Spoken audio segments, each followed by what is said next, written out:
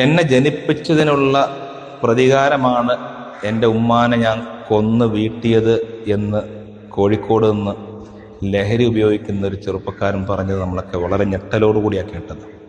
ഉമ്മാനെയും വാപ്പാനെയും കൊല്ലുന്നു.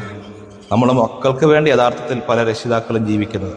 അവരുടെ പഠിപ്പിക്കുന്നു, അവർക്ക് വേണ്ട എല്ലാ സൗകര്യങ്ങളും കൊടുത്തുന്നു, ഉയർന്ന വിദ്യാഭ്യാസം കൊടുത്ത് അവരെ വളർത്തി വലുതാക്കി ഉന്നത തലങ്ങളിലേക്ക് എത്തിക്കുന്നു. പക്ഷേ മക്കള് നമുക്ക് ഉപകാരപ്പെടുന്നില്ല എന്ന് മാത്രമല്ല, ഉപദ്രവവും പലപ്പോഴും മക്കളുടെ ഭാഗത്തുനിന്ന് വലിയ പ്രയാസങ്ങളും വിഷമങ്ങളും നേരിടേണ്ട അവസ്ഥ.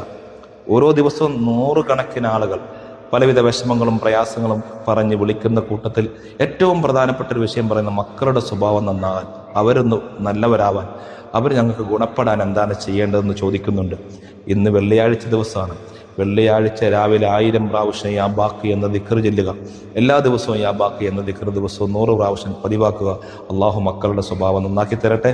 മാതാപിതാക്കൾക്ക്, നാടിന്, സമൂഹത്തിന്, ദീനിന്, രാജ്യത്തിന് ഗുണമുള്ള മക്കളാക്കി